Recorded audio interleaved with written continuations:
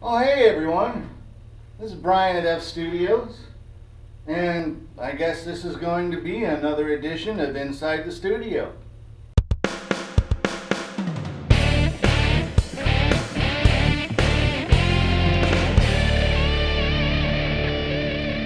So what we're doing here today is actually what I'm doing here is I had this idea a while ago that I'd actually like to try an A-B comparison of a couple of different mic setups I've used for recording drums. And of course, mic setups that could probably also be used for other things as well, not just drums. But the idea is I've never actually done anything that would allow me to know ahead of time what the aural characteristics of the sound would be for the particular mic setup. So I decided, you know what, I got nothing to do in the studio today, so I might as well play around and do that while I'm also practicing to get my chops back up to speed on the drum kit for some people coming in to do some recording a little later on, as well as some other music that I'm going to be working on myself in the near future. Alright, so let's go ahead and take a look at things here. So the first thing I've done is I got my quick and dirty setup, as I like to call it, which is pretty much close miking everything on the kit, at least all the drums. And I'm just using unidirectional cardioid microphones. I've even got one in the back of the kick drum there. It's actually super cardioid at this time, but I have used regular old cardioids, unidirectionals, and these pencil condensers would be the overhead microphones that I'd be using in this case. And in the past I have actually used dynamic microphones, not condensers. And nobody was ever able to tell the difference that I was only using such things until I told them. And as you can see, my mics for the overheads and the condensers aren't really set up in a manner that's measured out specifically so it's got equal distance from the snare or whatnot, because in this particular case that's not what I'm using them for. I don't really care about that. All they are is to catch a stereo separation or help me mix a nicer stereo separation of the cymbals. That's it. I'm not going to use them at all for the drums because I'm going to end up using filters to probably get rid of all the drums from the overheads there. So that's going to be one setup. And there you can see that's my microphone on the kick. Now, the benefits of this kind of setup are going to be pretty simple, pretty straightforward. Being that they're all close mic like this, you get the highest signal to noise ratio, which maybe in today's digital age doesn't matter too much. But still I like it because it doesn't mean I have to drive. Well, it doesn't make it that I have to drive the mic so hard on the preamps to get a hot recording. And I'm somebody who still likes getting a hot recording on my digital setups. And I personally don't care that everything else out there says I'm doing it wrong. Because once again, when I go to mix and master everything and I put stuff out, nobody said, oh my God, you did it wrong, it sounds bad. They all seem to like what I've done. So it's a technique that works for me in all situations, and so I'm going to keep using it. There's been situations where I've recorded tracks and gave them to the band so they can mix them themselves on their own DAWs, and they would say, "Oh, they're way too hot." But you know what? Just turn the inputs down on your system so that the tracks come through nice and clean. That's all I got to do if I make them too hot. Anyway, that's that. Now the next technique I'm using is the Glyn Johns technique. And all that is you place a condenser, a large condenser microphone, large diaphragm condenser, overhead of the snare, maybe 4, 5, 6 feet, maybe a little farther, and then angle it so it catches a nice balanced setup of the drums here. A nice balanced image. And then you just take a quick measurement and run over to your second large diaphragm condenser, which hopefully will be the same make and model, but if not, something pretty similar. And you just pan them, hard left, hard right, or however you want to set it up. I've read in some cases or heard in some cases pan at say 9 o'clock and the other hard right. Now, this gives the most natural sound to the drums. as opposed to close miking. So, you know, the benefits again of close miking is that you get high signal to noise ratio. It also will help eliminate all or most all of unwanted room ambience that you may have. It gives you the most separation between the drums, so there's far less spillage. And so anything like that that you may have to deal with in a mix, you can easily gate out then and get a completely clean and separate signal from each of the tracks, each of the mics. It's pretty easy, and it makes it really easy for the audio engineer mixing afterwards, because they can actually go through and pick apart everything as needed. They can edit a lot easier, they can copy and paste a lot easier if you actually have to go do those things. And you don't have to worry about any kind of noise that you might get out from the rest of your room or outside of the studio. You can always work with something to get it out of there. With the Glyn Johns technique, that's not really the case. You now become far more reliant on the drummer's capabilities to play steadily, evenly. You are far more reliant on the sound of the room. So if you don't have a great sounding room, that's not going to come out too great.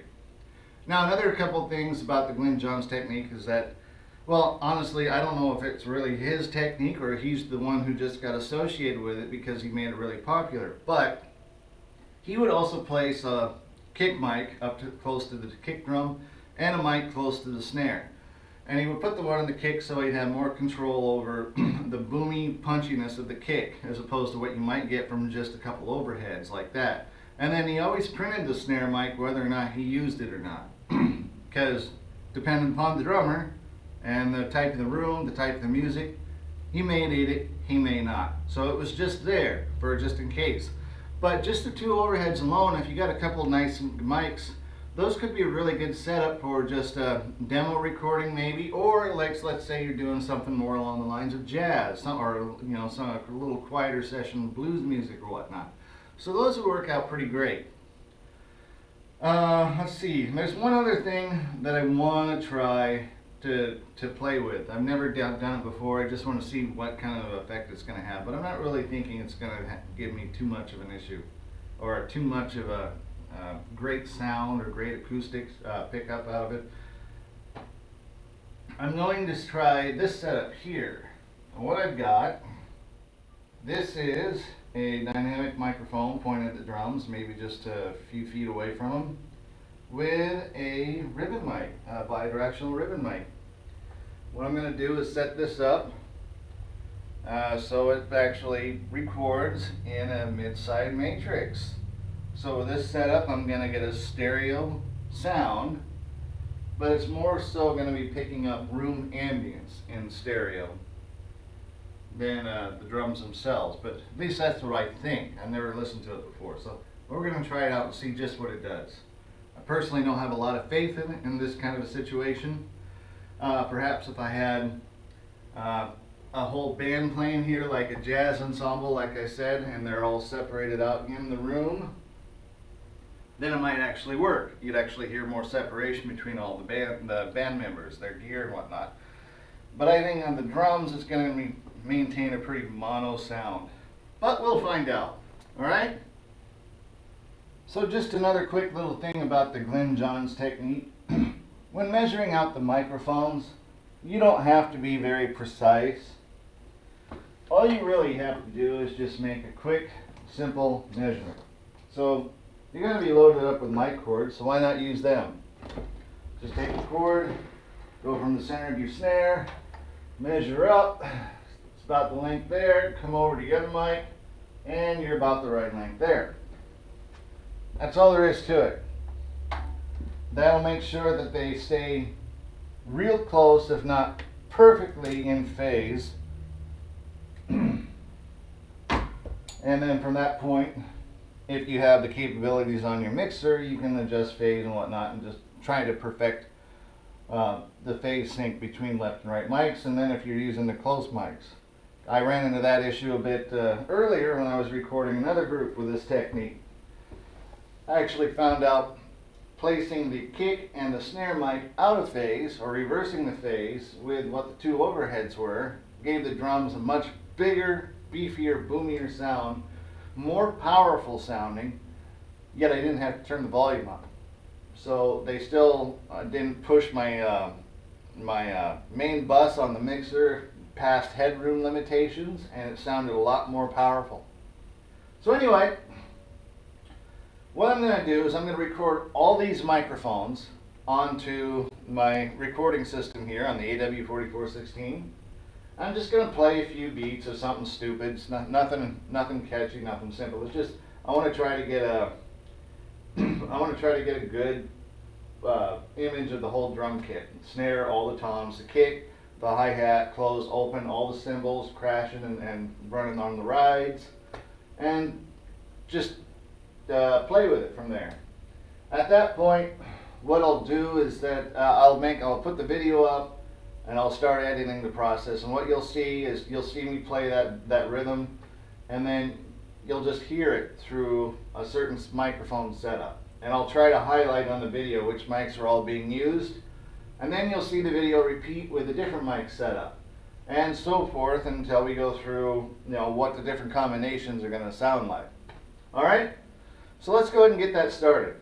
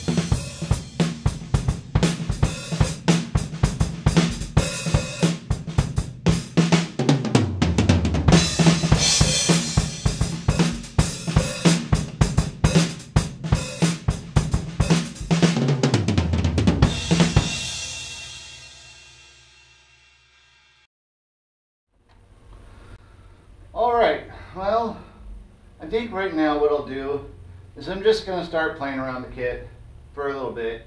And what we'll do is we'll just randomly jump between the different mic setups and see what we come up with, just to see how it sounds. All right? All right.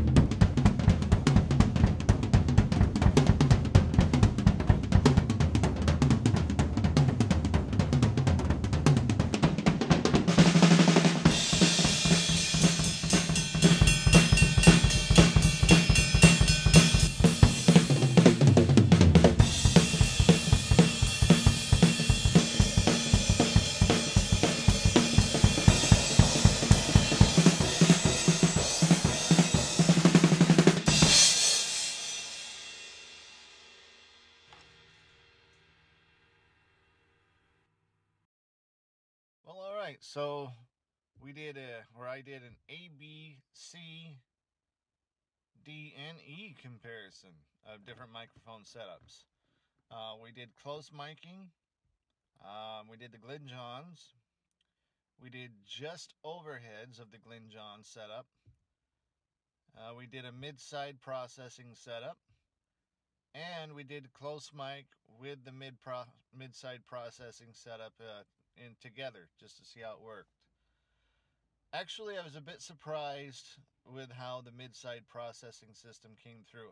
I didn't really like it so much just by itself, but I did like what seemed like it was capable of doing when adding it to the close mic setup. Of course, what it did is it obviously gives me control of being able to add some room ambience in there if I did want it. So maybe with a little more work of just experimenting with mic placement and some EQ settings and compression, it might actually turn out sounding pretty damn good. But, you know, as this video was about, it was just getting the aural, kind of experimenting with the aural characteristics, excuse me, the different mic setups. So there was no EQ used this time around, or no compression of any kind, no dynamics of any kind. Just what the mics will do and what the drums sound like in the room.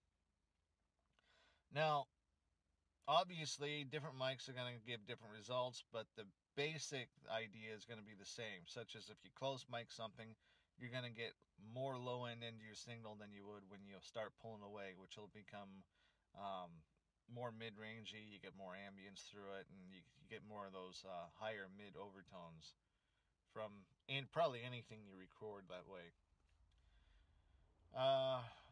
The Glyn Johns setup worked pretty well. It's interesting to see that when you have the overheads running with the close mics on the snare and the kit, it changes how, well, at least in this case, it changed how the snare sound, and that has probably all to do with just phase characteristics between the two mics coming together in the stereo master bus. So I imagine, like I've done before, just reversing the phase would make the snare sound more like it did when I was just using the two overheads, as opposed to being kind of tighter and maybe somewhat muted, dull sounding when it was setup with the overheads and the close mic on the snare. The kick drum, when it was coming out of just the overheads on the Glyn Johns setup, it sounded center, but there was more boom to it off to the right hand side. That could be mic placement. You know, I could experiment around with mic placement some more, or it could just be the shape of the room, the way the walls reflecting the sound back off to that right side microphone.